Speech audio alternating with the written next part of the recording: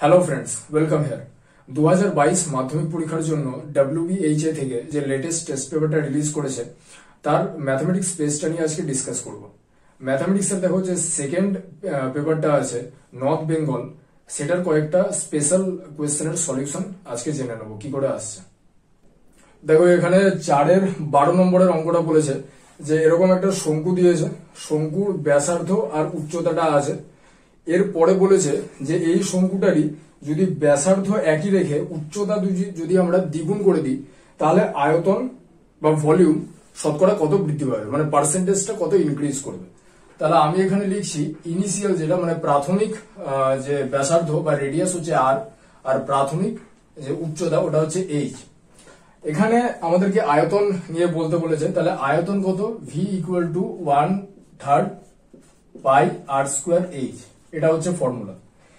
এর পরের বারে বলেছে যে ব্যাসার্ধ একই, তার মানে ব্যাসার্ধ চেঞ্জ হবে না, কিন্তু উচ্চতা কত হবে? H dash is equal two 2h, মানে উচ্চতা বলেছে যে দ্বিগুণ। উচ্চতা যদি দ্বিগুণ হয় তাহলে আমরা দেখবো যে ভলিউমও চেঞ্জ হয়ে যাবে। তখন কি হবে? আগে ছিল ভি, এখন হবে ভি ড্যাশ। তাহলে ভি ড্যাশ কত হবে? 1/3 pi R square H dash. এখানে আর কিন্তু চেঞ্জ হবে না, কারণ কি আর এখানেও যা ছিল এর পরের বারেও একই থাকবে, চেঞ্জ হবে না। এইচ লিখেছিলাম এর আগে, এখন হচ্ছে এইচ ড্যাশ। তাহলে এখানে আমরা ভ্যালুগুলো পুট করে দেবো, পাই আর স্কোয়ার এইচ ড্যাশ লিখেছি দেখো 2h, তাহলে এখানে কত হচ্ছে 2h। তাহলে এটা কত হয়ে যাচ্ছে? 2/3 পাই আর স্কোয়ার এইচ। এইটা হয়ে যাচ্ছে আমাদের যে ভলিউমটা, মানে ভি ড্যাশটা, যে চেঞ্জড ভলিউমটা, পরিবর্তিত আয়তন হচ্ছে এইটা। আর আগের আয়তন কত ছিল? এইটা। তার মানে এখান থেকে আমরা লিখতে পারি, দেখো এটাকে আমরা লিখতে পারি যে 2 into 1/3 pi R square H. তাহলে 2 লিখলাম, 1/3 পাই আর স্কোয়ার এইচ মানে কত? এটা ভি ছিল, 1/3 পাই আর স্কোয়ার এইচ মানে ভি ছিল, তাহলে এখানে ভি লিখে দিলাম। তার মানে ভি ড্যাশ কত হচ্ছে? ভি ড্যাশ হচ্ছে টুয়াইস ভি, মানে আগে যা ছিল আয়তন, আগে কত ছিল? ভি, এখন হচ্ছে 2v। তাহলে পুরোপুরি দ্বিগুণ হয়েছে আয়তনটা। তাহলে এবার আমরা দেখব যে চেঞ্জ ইন ভলিউম, মানে ভলিউম কতটা বৃদ্ধি পেয়েছে, সেটা হচ্ছে ডেল্টা ভি দিয়ে আমি লিখছি, শর্টে লিখছি। তাহলে এখানে কত হবে? V dash minus V, V dash হচ্ছে 2v আর আগে ভি ছিল, তাহলে এটা কত হচ্ছে? ভি। তাহলে ভি বৃদ্ধি পেয়েছে আয়তন। শতকরা যদি জানতে চায়, শতকরাই জানতে চেয়েছে, তাহলে শতকরা হচ্ছে যে পার্সেন্টেজ ইনক্রিজ যেটা, বা শতকরা কত বৃদ্ধি পাবে সেটা কত?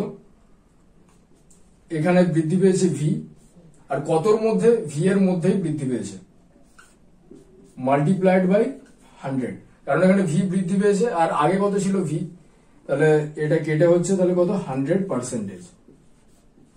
তার মানে ভি ছিল, তার মধ্যে থেকে 100% যদি বৃদ্ধি পায় তাহলে নতুন ভলিউমটা হবে 2v। আচ্ছা, এরপরে দেখো এরপরে সামসটা 8-এর 2 নম্বরেরটা, এইটা দিয়ে দিয়েছে, ঠিক আছে। এবারে বলেছে যে প্রত্যেকটা অনুপাতের মান হাফ অথবা -1 এর সমান, এটাকে প্রুভ করতে হবে। তাহলে আমরা প্রথমে কি করব? এটার দুটো করার মেথড আছে। এটা প্রপোর্শন থেকে সামসটা দিয়েছে, সমানুপাতের। তো এটাকে আমরা সংযোজন প্রক্রিয়া দিয়েও করতে পারি, কিন্তু সংযোজন প্রক্রিয়া দিয়ে করলে শুধুমাত্র হাফটা আসবে। আর দুটোই যদি আমাকে করতে হয়, হাফ অথবা -1, তাহলে যে মেথডটা হবে সেটা দেখাচ্ছি। এখানে আমরা ধরে নেব, মানে লেট যে X by Y plus Z equal to, আমি এখানে দেখাচ্ছি এটা ইকুয়াল টু কে আমি ধরে নিচ্ছি, ওকে, এটা ইকুয়াল টু কে আমি ধরে নিচ্ছি। এটাকে প্রুফ করতে বলা হয়েছে, এটা এখন না, এটা পরে আমরা প্রুফ করবো। তাহলে এটা ইকুয়াল টু কে ধরে নিচ্ছি, তাহলে x by Y plus Z equal to k হবে। এখান থেকে আমি কি করছি? X equal to K into Y plus z. সেরকম ভাবেই y by Z plus x equal to k হবে। এখান থেকে আমি কি করব? Y equal to k by Z plus x. আর একই রকম ভাবে এই পোর্শনটা z by x plus y equal to k, তাহলে আমরা জেড ইকুয়াল টু কি পাবো? K into X plus Y, K into X plus Y. এরপরে আমরা কি করব যে x plus Y plus Z, এইটা আমরা তিনটে ইকুয়েশন পেয়েছি। তিনটে ইকুয়েশনের যে লেফট হ্যান্ড সাইডটা ওটাকে আমরা অ্যাড করে দেবো। তাহলে কি হবে, ইকুয়াল টুর পরে রাইট হ্যান্ড সাইড গুলো অ্যাড হয়ে যাবে। তাহলে x plus Y plus Z equal to K into Y plus Z plus K into Z plus X, এইটা plus K into X plus Y. তাহলে এবারে এখান থেকে কি হবে, কেটা কমন নেব। তাহলে এদিকে এক্স প্লাস ওয়াই প্লাস জেডই থাকবে। তাহলে এখান থেকে যদি আমি কে কমন নিই আর যদি ব্র্যাকেট ওঠাই, তাহলে দেখো ওয়াই দুবার আছে, জেড দুবার আছে, আর এক্সও দুবার আছে। তাহলে কি হবে, এখানে 2 into X plus Y plus Z এইটা আসবে। তাহলে এটাকে আমি কিন্তু ডাইরেক্ট লিখলাম, কারণ কেটা কমন নিলাম আর প্রত্যেকটা দুবার করে আছে, ওই জন্য 2 কমন নিলাম এখানে, X plus Y plus Z.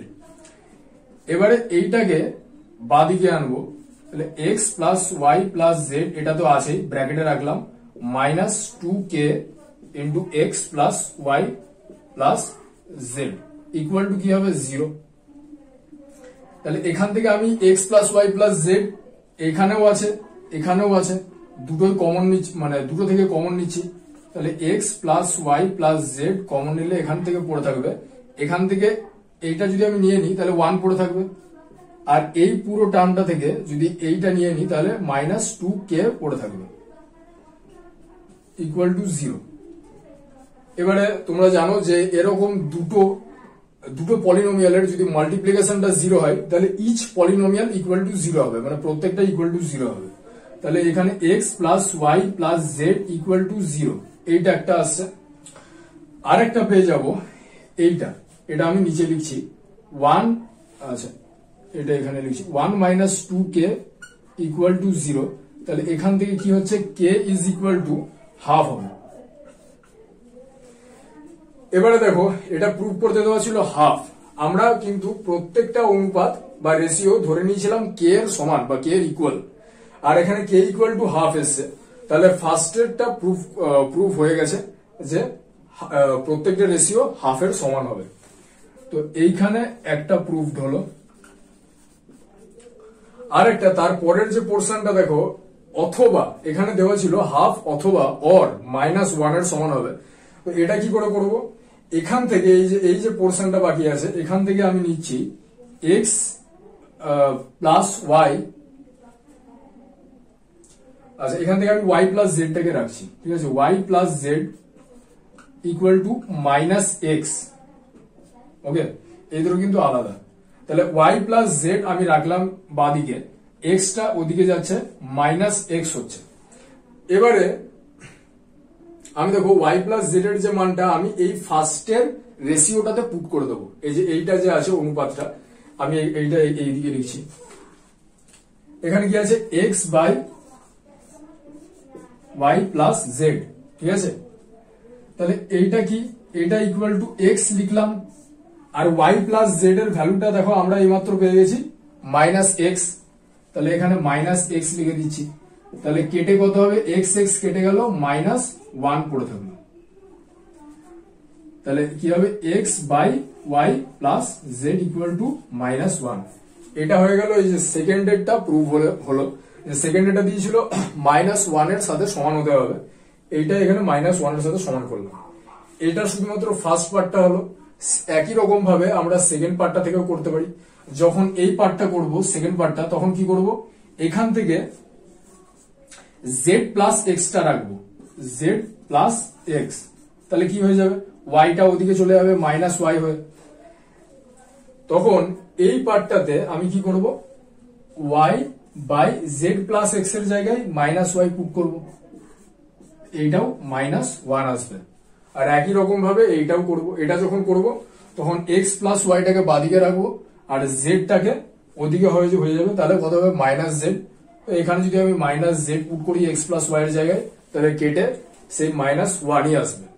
তাহলে এই সেকেন্ডের যে পার্টটা এটাও প্রুভ হলো।